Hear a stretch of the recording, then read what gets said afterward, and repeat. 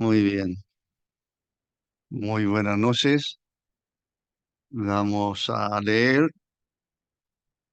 la epístola del apóstol Pedro, la primera epístola del apóstol Pedro, donde leímos el martes pasado, eh, comenzando una pequeña serie de 3 reuniones. Y vamos a leer desde el versículo 1, o repetiré la lectura del versículo 1 al versículo 12. Primera de Pedro, la primera epístola de dos que escribiera el apóstol Pedro. Versículo 1 y 2 siempre en la salutación, y en este caso a quienes el apóstol está dedicando, a quienes les está escribiendo, lo menciona aquí. No son una iglesia local, eh, son creyentes que están viviendo como expatriados, como extranjeros, han sido dispersados, vocablo netamente judío, la diáspora, como se llamó en su entonces. Y estos expatriados creyentes en Cristo están por lo menos en 5 provincias de la antigua Roma. Hoy este lugar, como dije, corresponde a Turquía, a la Turquía de hoy. Así, versículo 1 dice: Pedro se identifica primero como apóstol de Jesucristo, y luego entonces dice a los expatriados de la dispersión en el Ponto, en Galacia, en Capadocia, en Asia y Bitinia, elegidos según la presciencia, la prognosis de Dios, Padre, en santificación del Espíritu, para obedecer y ser rociados con la sangre de Jesucristo, gracia y paz os sean multiplicadas. Este versículo o esta porción nos mantuvo mayor parte de la reunión pasada, porque hay muchísimo en la salutación. Yo dije en un momento dado que las salutaciones generalmente como que las pasamos un poquito rápido, pero esta salutación es única. Es única porque la Trinidad aparece en el versículo 2. La palabra elegidos quizás correspondería más al versículo 1 según la mayoría de algunas traducciones, y más correspondientes al original. Así son los elegidos, y los elegidos es una acción absolutamente divina que no le corresponde en ningún modo al hombre, y los elegidos han sido elegidos de acuerdo a el conocimiento anticipado de Dios, que se llama aquí presciencia. Luego se habla de la santificación del Espíritu, y finalmente se habla de la sangre de nuestro Señor Jesucristo, que por la cual hemos sido rociados, y expliqué eso ya el martes pasado. Versículo 3 ahora, versículo 3. Vamos a leer del 3 hasta el final. Bendito, acuérdense ustedes del vocablo bendito, es el vocablo, el verbo eulogeo, que es nuestro vocablo elogiar, elogiar. El versículo 3 dice: bendito el Dios y Padre de nuestro Señor Jesucristo, que según su grande misericordia nos hizo renacer para una esperanza viva por la resurrección de Jesucristo de los muertos, para una herencia incorruptible, incontaminada e inmarcesible, reservada en los cielos para vosotros, que soy guardado por el poder de Dios mediante la fe, para alcanzar la salvación que está preparada para ser manifestada en el tiempo postrero, en lo cual vosotros os alegráis, aunque ahora por un poco de tiempo, si es necesario, tengáis que ser afligidos en diversas pruebas, para que, sometida a prueba, vuestra fe, mucho más preciosa que el oro, el cual, aunque perecedero, se prueba con fuego, sea hallada en alabanza, gloria y honra cuando sea manifestado Jesucristo, a quien amáis sin haberle visto, en quien, creyendo aunque ahora no lo veáis, os alegráis con gozo inefable y glorioso, obteniendo el fin de vuestra fe, que es la salvación de vuestras almas. Los estudiosos dicen que desde el versículo 3 al versículo 9 en el original sería una sola oración, donde no hay casi detención alguna, en una sola oración larga del apóstol y que hay muchísima enseñanza. Luego el versículo 10 dice, los profetas que profetizaron de la gracia destinada a vosotros, inquirieron y diligentemente indagaron acerca de esta salvación, escudriñando qué persona y qué tiempo indicaba el Espíritu de Cristo que estaba en ello, el cual anunciaba de antemano los sufrimientos de Cristo y la gloria que vendrían tras ellos.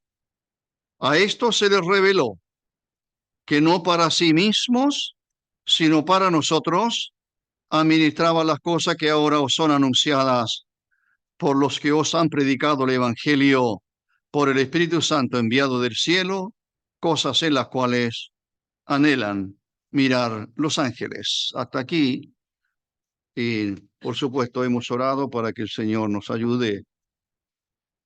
Eh, como dije, el versículo 1 y 2 es dice en el título en alguna Biblia la salutación, pero es una salutación con muchísima enseñanza, muchísima doctrina, como es la doctrina de la Trinidad o triunidad de Dios. Dios el Padre, Dios el Hijo y Dios el Espíritu Santo, indicando aquí labores diferentes, ellos o ellas, labores hechas por cada una de las personas de la Trinidad.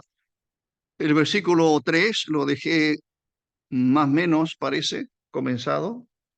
Eh, Dice, bendito el Dios y Padre de nuestro Señor Jesucristo.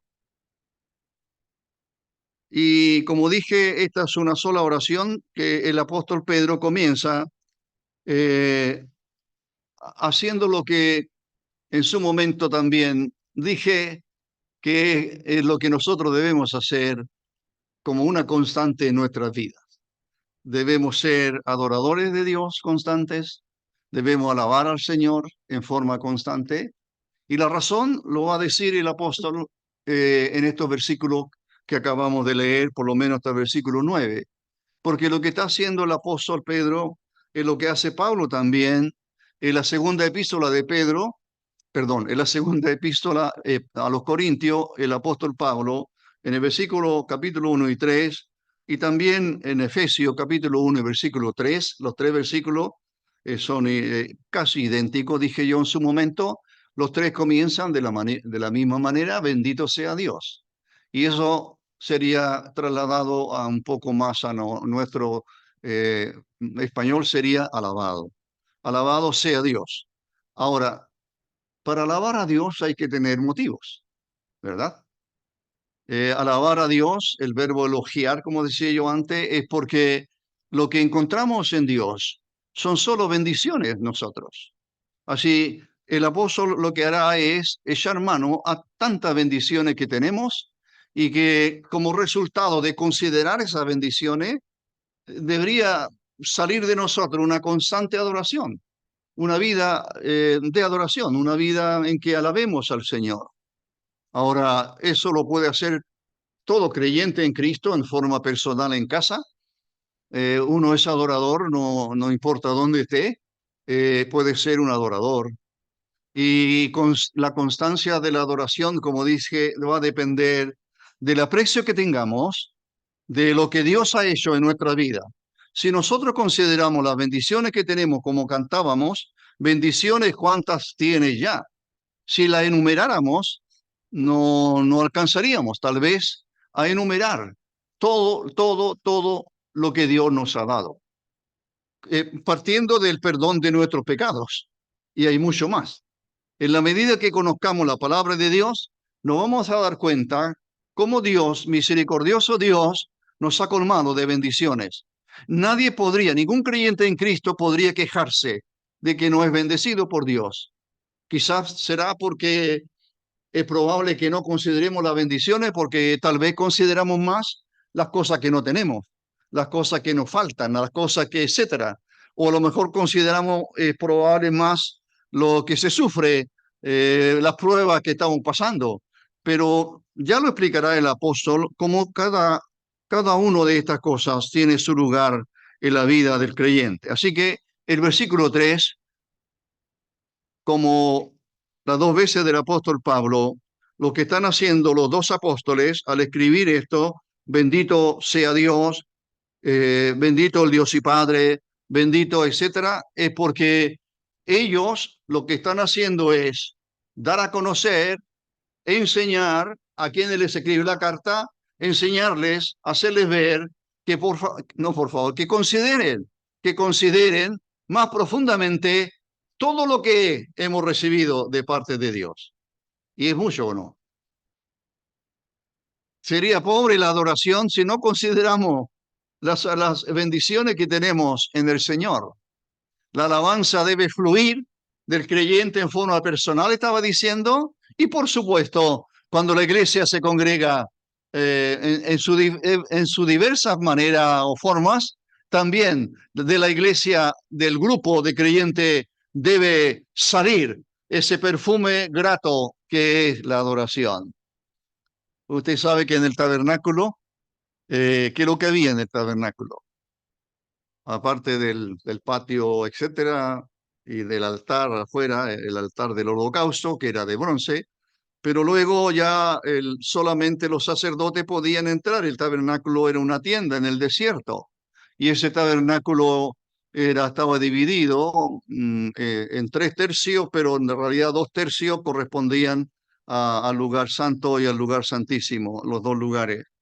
Al lugar santísimo, como sabéis, entraba el sumo sacerdote una sola vez al año, el día de Yom Kippur, que así se llama hoy, y era la fiesta judía, una de las 7 fiestas judías, el día del perdón. Eh, lo que quería decirles, ya que estamos hablando de la adoración, es que a la entrada del tabernáculo los sacerdotes podían ministrar. Estaba la mesa con los panes de la proposición, estaba un altar de oro y estaba eh, para alumbrar.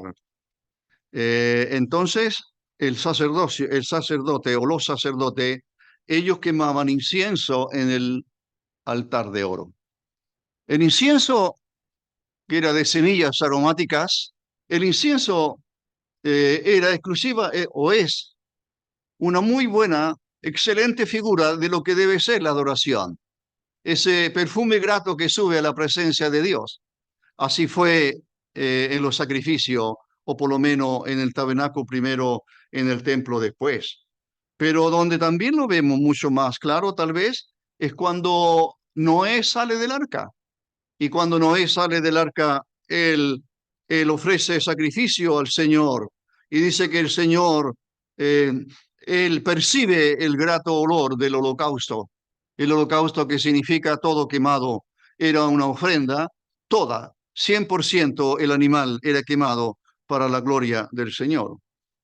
Entonces, el versículo 3 es una expresión de alabanza, es una expresión de gratitud, es una expresión del corazón de alguien, de un creyente en Cristo que está apreciando lo que Dios le ha dado. Y esto es lo que Pedro, no solo él lo está sintiendo, lo está creyendo de todo corazón, sino que él les escribe a creyentes que están sufriendo. Estos creyentes que están aquí en estas 5 provincias son creyentes sufrientes. No son creyentes que están de vacaciones en esos lugares, no, no. Ellos han sido sacados de su hogar, han sido expatriados, viven como extranjeros y además han sido, dice, esparcidos, como es la palabra que aquí también se usa, los dispersos. A esos creyentes, y de decir, a esas personas sufrientes a causa de su fe, a esa persona Pedro le está escribiendo esta epístola. ¿Y qué es lo que hace en en los versículos del 3 al 9? Es considerar, llamarlos a ellos. Al escribirle, no cabe ninguna duda que ese grupo de creyentes, no sé cómo se habrá la epístola, cómo se habrá dado a conocer. En aquellos tiempos sería un solo rollo, probablemente, y habría tenido que correr o hacer un recorrido por estas, donde todos los creyentes estaban en estas 5 provincias a una buena distancia una de otra. Entonces sigo el versículo 3, si no me van a faltar demasiados martes para tratar todos estos versículos. Muy bien. Creo que cité a Zacarías el martes pasado, creo que sí. Eh, Hablemos entonces o comencemos o retomemos nuestro estudio, iba a decir. No sé si es una palabra muy grande para esto. Dice, bendito el Dios y Padre de nuestro Señor Jesucristo, que según su grande misericordia, de acuerdo a su grande misericordia, nos hizo renacer. Así que a lo primero que el apóstol Pedro llama la atención a estos creyentes enseñándoles es acerca de la misericordia de Dios. ¿Qué es la misericordia de Dios? Hay varias formas, algunos han encontrado muchísimas formas de... El Señor fue movido a misericordia más de alguna vez. ¿Qué es lo que es? Algunos dicen que es la expresión de tener lástima por alguien que está sufriendo. Es el corazón que se enternece, que no puede estar tranquilo, no puede quedarse pasivo, sino que va en ayuda de aquel que necesita, por supuesto, una ayuda. Así, por eso que leemos en los evangelios del Señor que Él fue movido a misericordia. Ahora, aquí se dice de Dios que que Dios ha hecho con nosotros, que su labor ha sido producto de la grande misericordia que Él ha tenido para con nosotros. Así, hermano, lo primero que hay que considerar en este pasaje para que realmente apreciemos lo que Dios es que Dios es un Dios misericordioso. Como dice el profeta Jeremías en un texto que muchos lo escriben en muchos lugares, como dice en Lamentaciones el profeta Jeremías, dice que tu misericordia, eh, habla del Señor, dice, grande es tu misericordia, y dice que la misericordia de Dios se renuevan día a día. ¿Lo conocéis el texto? Si no lo conocen, no le doy la cita porque no la tengo todavía tan grabada, pero usted lo puede buscar y aprendérselo de memoria. Es un buen texto para tenerlo en nuestra memoria y en nuestro corazón. El Jeremías, el sufriente Jeremías, uno de los profetas que más sufrió, ¿verdad? Entre paréntesis, Jeremías siempre vivió en Jerusalén. Él no fue al exilio, otros fueron al exilio. Él se quedó allí ministrando y fue por el propio rey allí que fue apresado, echado a una fosa, etcétera, etcétera. Sufrió muchísimo. Y este hombre dice, habla de la misericordia de Dios y dice, tu misericordia no cesan. Tú eres misericordioso por excelencia y tu misericordia se renuevan día a día. O sea, cuando yo me levanto por la mañana, lo primero que debiera pensar es, Señor, tu misericordia está conmigo una vez más. Voy a vivir este día que está comenzando, lo viviré bajo tu misericordia. Así, eso es lo que el apóstol Pedro estaría diciendo, creo, en este pasaje. Dios es un Dios. Nehemías habla de que Dios es clemente y piadoso o misericordioso. Así, la misericordia, eh, algo más que la misericordia excluye cualquier acto nuestro o cualquier acción nuestra, cualquier mérito humano queda absolutamente fuera de lugar a causa de la misericordia de Dios. Así sigue el texto diciendo, grande que según tú, está hablando de Dios, bendito sea Dios, es el Padre de nuestro Señor Jesucristo, Padre nuestro también, a causa de nuestra fe en Cristo. Cuando el Señor resucitó, creo que no lo dije eso, cuando el Señor resucitó, dice a las mujeres, eh, voy a mi Dios, a vuestro Dios, a mi Padre, a vuestro Padre.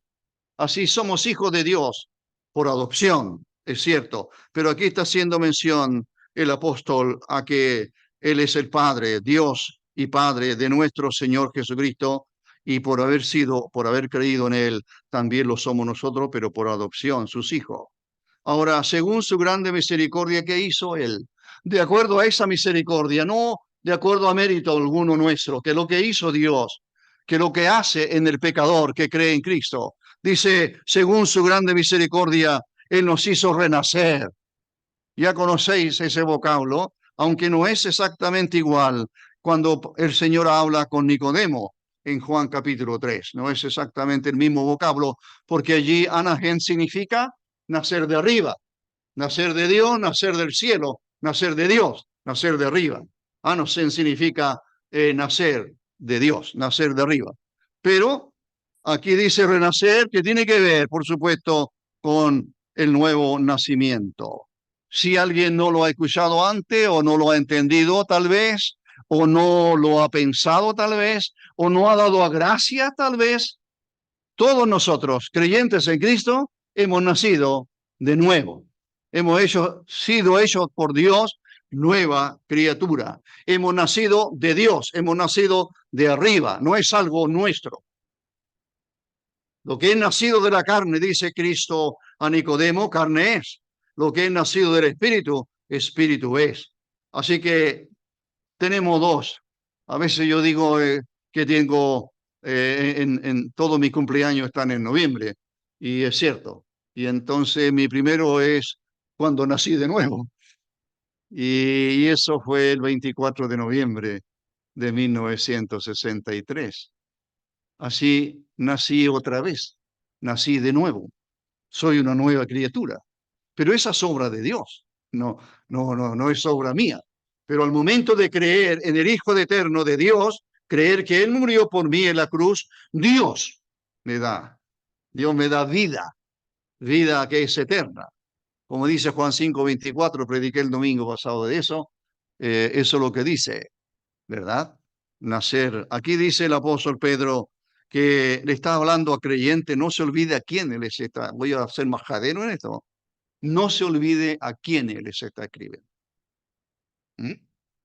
No sabemos cuántos son, pero por lo menos están viviendo en 5 provincias de antigua Roma, y aquí se mencionan sus nombres. A esos creyentes que sufren, les está diciendo que Dios, según su grande misericordia o de acuerdo a su grande misericordia, motivado o movido por su misericordia hacia nosotros, ¿qué hizo Él en nosotros o con nosotros? Nos hizo renacer. Nos dio nueva vida, vida espiritual que no teníamos. Hemos nacido de nuevo. Algunos han traducido esto de renacer como volver a ser engendrado, nacer de nuevo, volver a ser engendrado. Así que, como dije también a Timoteo, perdón, a Nicodemo, el Señor le dice, tienes que nacer de nuevo, tienes que nacer de arriba. Así, este es el nuevo nacimiento. No sé si todos vosotros recordáis cuándo nacieron de nuevo. Eh, Todos saben cuándo nacieron en este mundo porque está escrito en una libreta o está escrito en su carnet, y por eso saben, ¿verdad? Nacer de nuevo es diferente. Nacer de nuevo es darme cuenta que en un momento dado iba camino a la perdición eterna, pero Dios en su bondad me ha salvado y me ha hecho una nueva criatura. ¿Quién hace esta obra? Dios el Padre. Y el apóstol se incluye, le dice a estos creyentes, de acuerdo, según su misericordia, no mérito alguno en el ser humano, según su misericordia, motivado por su corazón misericordioso, Él nos hizo renacer, nos hizo renacer, nos hizo nacer de nuevo. Y luego agrega por la resurrección de Jesucristo. Perdón, me salté una frase. Nos hizo renacer para una esperanza viva, una esperanza viva. Ahora, hermanos y hermanas, somos nosotros criaturas de esperanza. Nadie tiene la esperanza que nosotros tenemos. Ningún pecador tiene esperanza. Alguna persona puede decir, tengo la esperanza de viajar, tengo la esperanza de, espero que ocurra tal cosa, tengo la esperanza que así sea, etcétera, etcétera. Pero la esperanza del creyente no tiene que ver con este mundo. Y además, mire, se le llama esperanza viva. Ahora, Dios, en sus propósitos eternos, por supuesto, la esperanza es la que Él nos ha dado, una esperanza que Él nos promete. Ahora, la esperanza Eh, Pedro está escribiendo de la esperanza a estos creyentes. No está hablándole de la esperanza que a lo mejor podrían quedar, salir y volver a la tierra de Judea, de Judá, los de Judea. No, no le está diciendo eso. Tengan esperanza de que en algún momento vuestra vida van a cambiar para mejor. No, no está enseñándoles eso. No, lo que le está enseñando el apóstol Pedro es que ellos echen mano a la obra que Dios ha hecho en ellos, que también la hizo en el mismo y la que ha hecho en nosotros y la que ha hecho en todo creyente en Cristo a través de los 2000 años que dura este periodo de la iglesia en este mundo. Cuando Cristo murió, se acordarán ustedes que ningún discípulo, no me refiero a los 11, sino a todos los que creyeron en él, hombres y mujeres, ustedes recordarán que ninguno se acordó que Cristo iba a resucitar. Y el Señor lo había enseñado más de alguna oportunidad. Y en Peñaflor yo hablé de aquellos creyentes que iban, esos dos discípulos que iban camino a Maús. ¿Qué le dicen ellos al Señor en todo lo que conversan en el camino? Nosotros esperábamos que Él habría de redimir a Israel, pero ya han pasado 3 días y todo sigue igual.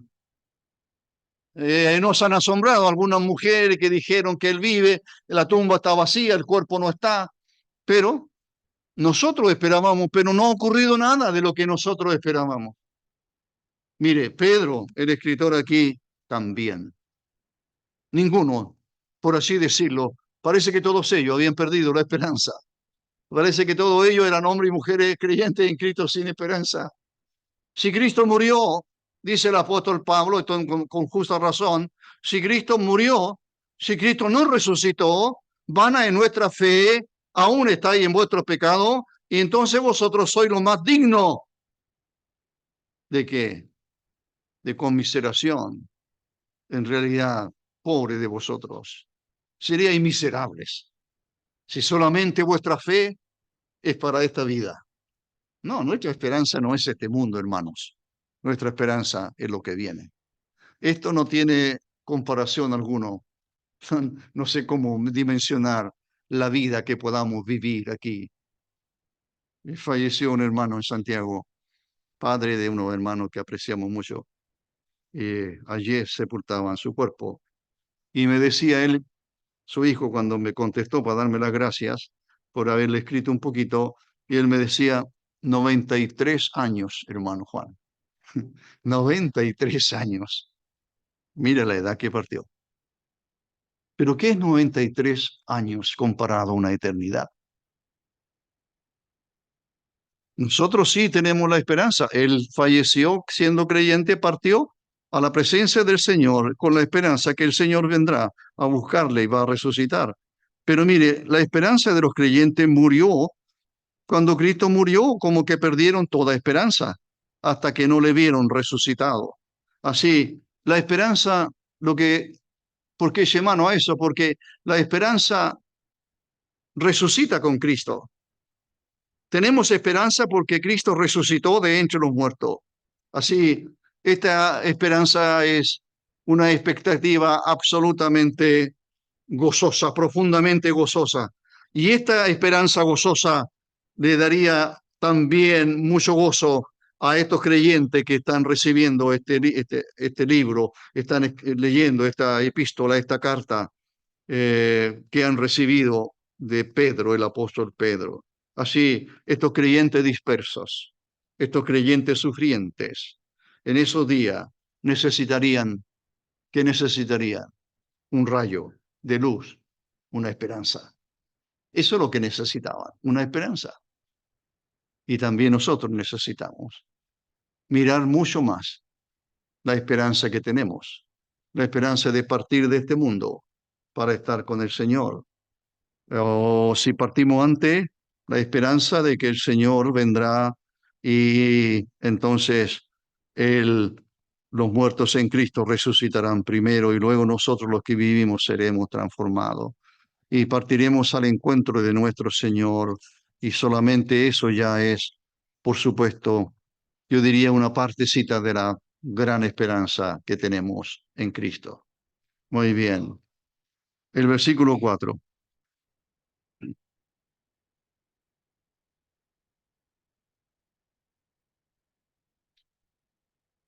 Sigue, se da cuenta usted que él no para. Bendito sea Dios, nos hizo renacer para una esperanza viva. Ahora eso es por la resurrección, por eso se llama un poquito el recordatorio de cuando Cristo resucitó, por la resurrección de Jesucristo de los muertos. Por eso tenemos esperanza. Un Cristo muerto no sirve. No. Si Él no resucitó, cito a Pablo de nuevo, Él dice, solo somos lo más digno realmente de lástima, pobre de nosotros, tener esperanza solo para esta vida y que de la eternidad. Así dice el versículo 4, sigue, para una herencia, ahora cambia, tenemos una esperanza, pero ahora habla de una herencia. Y esta herencia dice, es una herencia incorruptible, es una herencia incontaminada, es una herencia inmarcesible, y esa herencia está reservada en los cielos para vosotros, que soy guardado, etc. Y hay mucho aquí. Entonces, ahora hablamos un poquito de una herencia. ¿Alguien recibió una herencia? Yo nunca recibí una herencia. ¿Alguien ha recibido alguna herencia alguna vez? Bueno, toda herencia en este mundo, por supuesto, es para este mundo. No podemos hacer nada con una herencia. Aquí se puede disfrutar, ¿no es cierto? Los padres cuando parten, si han tenido algún bien, a lo mejor lo reparten entre los hijos, y etcétera, etcétera. Pero cualquier herencia en este mundo será una herencia que solo sirve, por supuesto, para este mundo. ¿Ya? No, el apóstol no está hablando, Dios no está hablando no de una herencia terrenal. No, no. El Señor está hablando de una herencia, por supuesto, que es en su presencia. Así que una herencia tiene que ver, por supuesto, a veces con los tiempos aquellos, con una propiedad. Por ejemplo, el hijo pródigo así llamado, el hijo perdido, el hijo que vuelve a casa, el hijo menor, ¿verdad? Él dice al padre, ¿qué le dice? Reparte, dame la parte que me corresponde de tus bienes, o sea, la herencia que me corresponde. Los dos tercios, un tercio nomás le correspondía, al mayor le correspondían 2 tercios. Pero dame ese tercio, que tiene que haber sido mucho también. Y el padre le dio los bienes. Esa era un poco la ley. Así se vivía. Hoy día un poco quizás se parezca. Si alguien muere y no sé si dejará testamento o no, pero ahí habrá una herencia a repartirse, es probable. Bueno, la herencia aquí, de la cual el apóstol está hablando, se describe como, por lo menos, esta herencia tiene por lo menos 3 características o 3 cualidades, ya la mencioné o ya la leí con ustedes. Una que no se corrompe, es incorruptible, no se corrompe, no se descompone, es purísima, es pura, inmaculada. Es una herencia, como dijo el Señor, donde el orín y el hollín, por supuesto, no corrompe nada. Bueno, esta herencia dice que el apóstol dice es incorruptible. Las cosas de este mundo se corrompen. Algunas podrán durar cientos de años, pero finalmente terminan por corromperse. Además, no se contamina, es incontaminada, no tiene defecto alguno, es sin tacha. Eso quiere decir, para luego decir que también es inmarcesible, palabra que significa que no se marchita, no se marchita. Inmarcesible, no se marchita. Esa es la herencia. Esas son las características. El apóstol Pedro está diciéndonos que el Señor nos hizo renacer para una esperanza viva y luego habla, además, no solo para una esperanza viva por la resurrección de Jesucristo de los muertos, sino además para una herencia que es o que tiene esta característica, no se corrompe, no se contamina, no se marchita. O sea, es lejos de ser algo humano, es lejos de ser algo terrenal, es algo que es espiritual y es en la presencia de Dios. Muy bien. ¿Qué más dice? Dice que esa herencia está reservada en los cielos para vosotros. Mire, esos creyentes sufrientes. Tenemos una herencia. ¿A dónde está? Quiero disfrutarla. No, no, no. No, no, no. Es una herencia en los cielos. Es una herencia en Dios. Es una herencia y tiene esta característica. Y esta herencia está reservada en los cielos para vosotros, creyentes en Cristo. Así que, qué interesante. Estar reservado significa guardar, significa tener cuidado de algo, significa proteger algo, todo esos vocablos pueden usarse en esta palabrita, está reservada en los cielos para vosotros, está guardándose allí, está siendo protegida allí. ¿Y quién es? Quien la protege o la reserva es Dios. Es Dios. Con todo su poder, con toda su autoridad, nuestra herencia está absolutamente segura. No tenemos que poner guardias, nada de este estilo. No tenemos que poner eh, alarma y todas esas cosas. No, no, no. Está reservada en los cielos para vosotros, reservada en el mismo Dios. Así que estos creyentes en Cristo ya estarán pensando, nuestra herencia no tiene nada que ver con este mundo. Nuestra herencia es espiritual. Es algo que no tiene que ver con lo material de este mundo. Lo que hay en este mundo es corruptible, lo que hay en este mundo se contamina, lo que hay esto se marchita, pierde su valor. Lo que está guardado en el cielo, en el Señor, es eterno. Pero mire, el versículo 4 habla de una herencia que está guardada, versículo 4 dice, para una herencia incorruptible, no se contamina, no se marchita, y además esa herencia está reservada en los cielos y es para vosotros, y es para todo creyente en Cristo. Así tenemos, hermanos, una herencia. ¿Cómo dice el texto aquel? Que somos herederos de Dios y coherederos con Cristo. Somos herederos de Dios, coherederos con Cristo. Hermano, todo esto es para que lo vayamos sumando, guardando y ojalá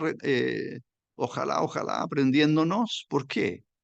Porque de esta manera vamos a considerar la gran obra que ha hecho en nosotros, que no solamente, y con eso sería suficiente, que nos libró de ir al infierno. No, mire todo lo que nos está dando. Sigamos. Que sois guardados.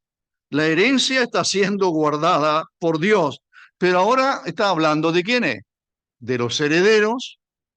¿Y qué dice de los herederos? ¿Qué dice de nosotros? ¿Qué dice de los creyentes que están leyendo esta epístola, esta carta? Dice, vosotros sois guardados. Vosotros estáis siendo guardados por el poder de Dios. Poder de Dios que se llega o se adquiere mediante la fe, dice el versículo 5. Para luego hablar de alcanzar la salvación. Qué extraño, pero ya somos salvos. Para alcanzar la salvación que está preparada para ser manifestada en el tiempo postrero. Mire, un solo texto, como todos los anteriores, tiene tanto para el disfrute del creyente en Cristo. ¿Cuánto disfrutamos la palabra? ¿Cuánto disfrutamos lo que leemos? ¿Cuánto disfrutamos lo que estudiamos? Aunque sea una palabrita. Usted puede estar en un texto horas si quiere. Puede estar con ese texto todo el día a lo mejor.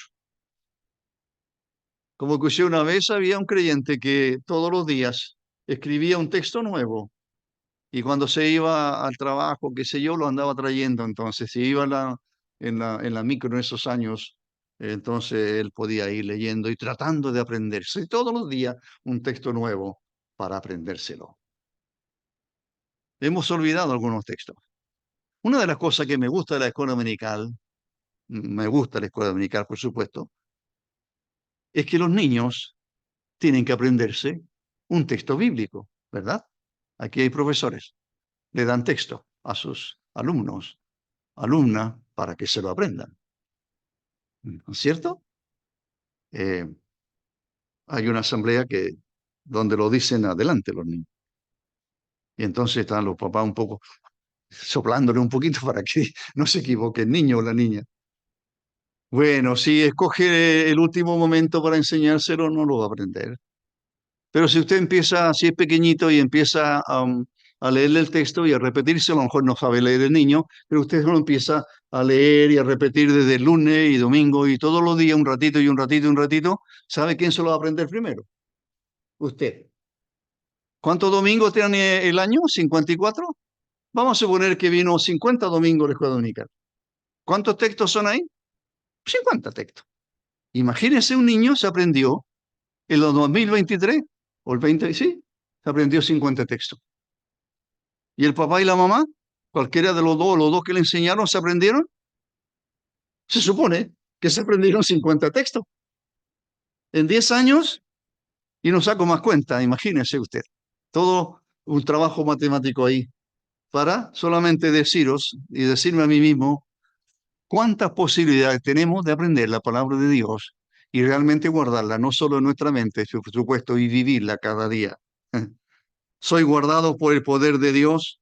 No sé por qué estaba hablando de la escuela dominical, pero es porque todos los textos, todos los pasajes, esto de amar la palabra, hay un himno como dice, amo la Biblia, ama la Biblia que Dios nos ha dado. Ama la Biblia. Como que le estamos diciendo a alguien, ama la Biblia. Deberíamos cambiar esa letra y decir, amo yo la Biblia que Dios nos ha dado. Eso sería mejor, ¿verdad? Muy bien. Así que no solo la herencia está guardada en los cielos, ahí está muy protegida, nadie puede hacer nada por esa herencia, no es algo material, no es algo visible, no tiene nada que ver, no. Sino además los herederos. Ahora está hablando de los herederos. Primero habló de la herencia con tres características y ahora dice que soy guardado. Vosotros recibiréis una herencia que está guardada en los cielos. Es para ustedes. Tiene que ver con la gloriosa presencia de Dios. Tiene que ver con esa adoración interminable por toda la eternidad, sirviéndole, honrándole, etcétera. Y no sé qué vamos a hacer delante del Señor. Tenemos una eternidad. Pero ahora Él dice que no solo la herencia, sino que los herederos son guardados. Son guardados. Mire lo que dice el texto.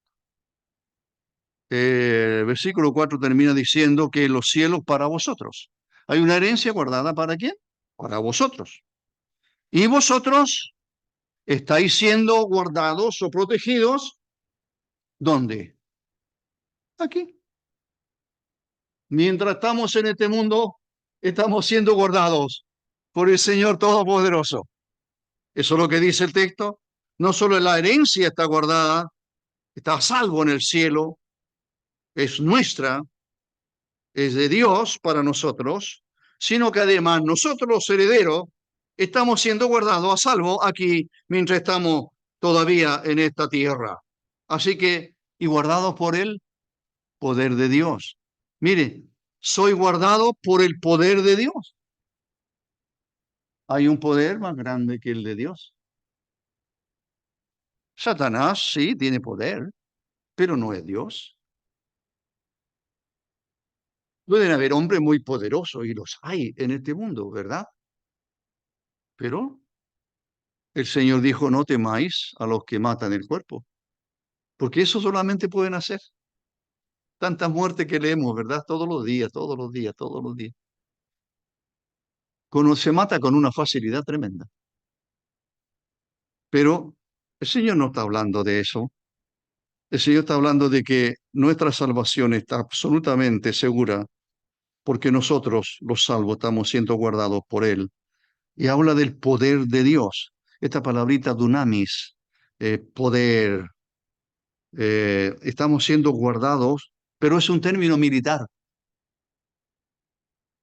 Usted sabe no, lo que han hecho, no sé, lo que han hecho el servicio militar, yo no sé mucho de eso. Estuve un día nomás en el C. Es una historia antigua, pero el regimiento por aquí, Concepción. Pero algunos que tienen un pasado militar. Sí tenemos hermanos que tienen un pasado militar. Este vocablo que está aquí, vosotros sois guardado, este soy guardado, este guardar de aquí, tiene que ver con un guardar militarmente algo. Los militares protegen, ¿no es cierto? Así que es un término absolutamente militar que está usando el apóstol Pedro aquí, para hacerle entender a estos hermanos que no solamente la herencia está reservada en los cielos, cuando lleguemos allí la vamos a disfrutar, sino que mientras estamos en este mundo, Dios está guardando, cuidando de nosotros las 24 horas del día, diríamos 24/7. ¿Alguna vez Dios deja de guardarnos? Usted dice que Dios, no sé, algo pasó, no sé, dejó de guardarme y por eso pasó esto y esto. No, no, no, no, no hay que echarle la culpa a Dios. De nada, porque Él está cuidándonos.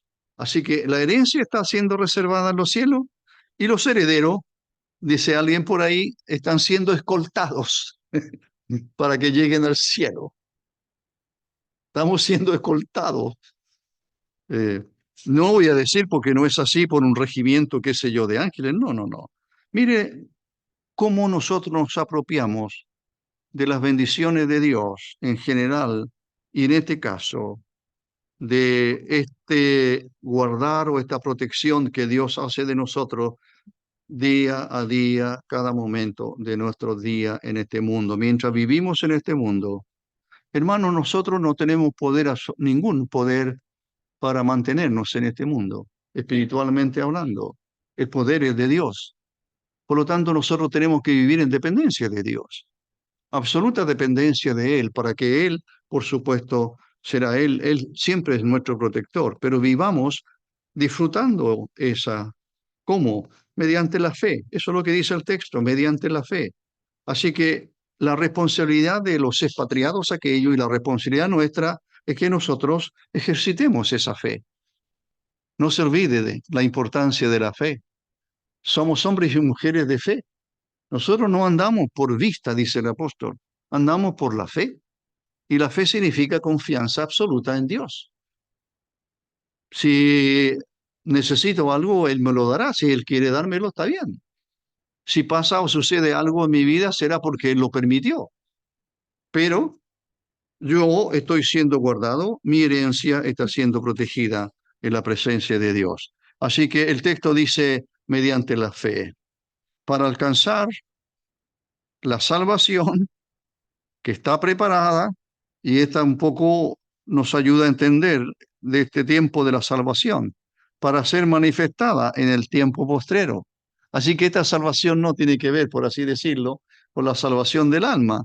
La salvación de nuestras almas ocurrió, y soy salvo y somos salvos desde el momento en que creímos en Cristo. Somos salvos, la salvación no se pierde.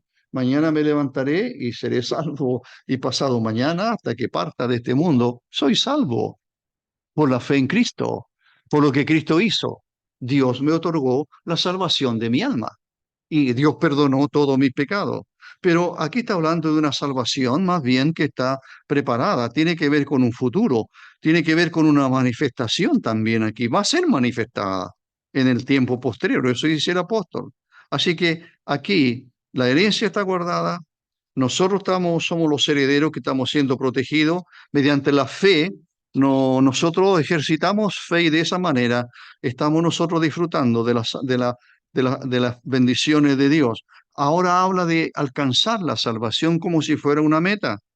Ahora esta salvación está esperando, por supuesto. ¿Qué cosa está esperando?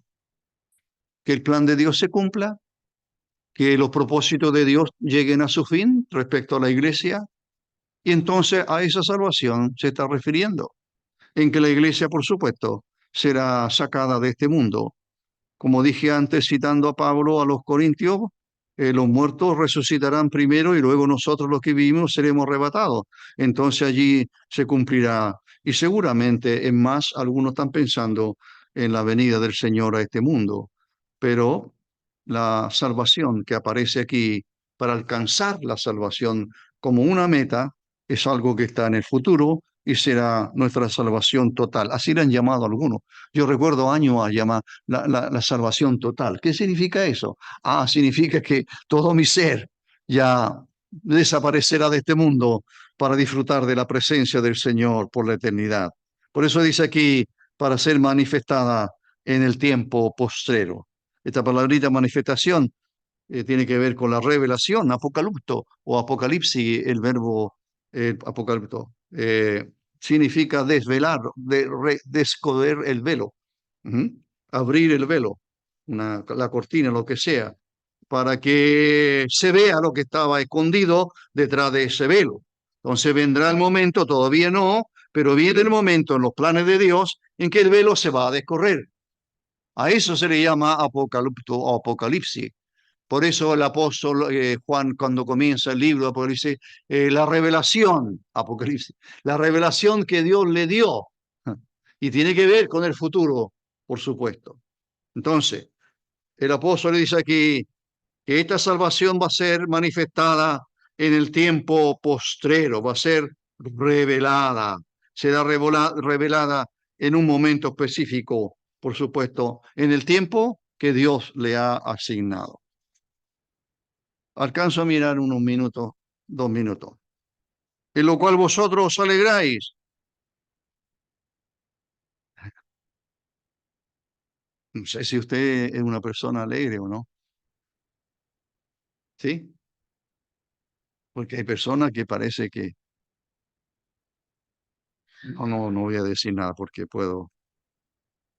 En lo cual vosotros os alegráis, aunque ahora, en estos instantes, mire a quién le escribe. A creyentes que están sufriendo muchísimo. Aunque ahora, por un poco de tiempo. Y alguien dice, pero llevo 20 años sufriendo. Llevo 30 años sufriendo. Y Pablo dice aquí por un poco de tiempo. Sí, compárelo con la eternidad. Y en la nada misma. Aunque por un poco de tiempo, si es necesario, tengáis que ser afligidos en diversas pruebas. Entonces tendré que dejar las pruebas para el próximo martes. Por eso que cantamos un poco un himno cuando combatido por la adversidad. ¿Sufrimos? Sí, en este mundo se sufre. No hay nadie, no hay ninguno. No conozco a nadie que no haya sufrido algo. No, no existe. El sufrimiento es parte del ser humano. Y de los creyentes también. Es la voluntad de Dios. Dios permite alguna cosa en nuestra vida? Sí, por supuesto que sí. Pero el apóstol está hablando a estos creyentes diciéndole, vosotros os alegráis. Es raro, ¿verdad?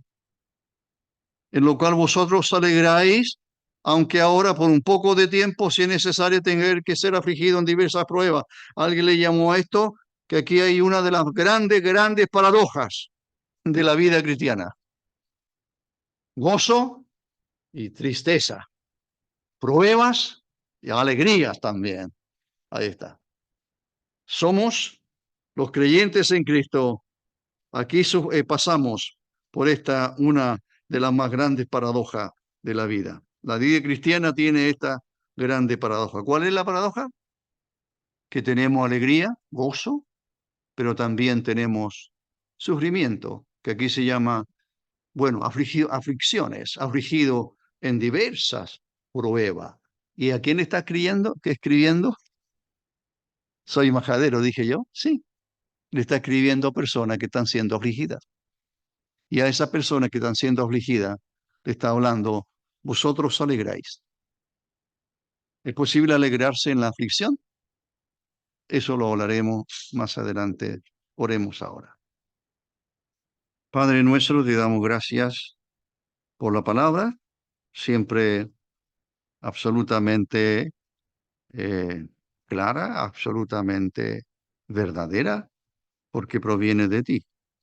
Y queremos darte gracias por tus bendiciones, que son innumerables, que están permanentemente con nosotros, que aún, como dice el profeta, se renuevan cada día. La gracia tuya, la bondad tuya, la misericordia tuya, tu amor, todo, todo. es lo que nosotros hemos experimentado en nuestras vidas. Ayúdanos a gozarnos en ello. Te damos gracias una vez más en el nombre del Señor Jesús. Amén. El estudio bíblico el jueves a las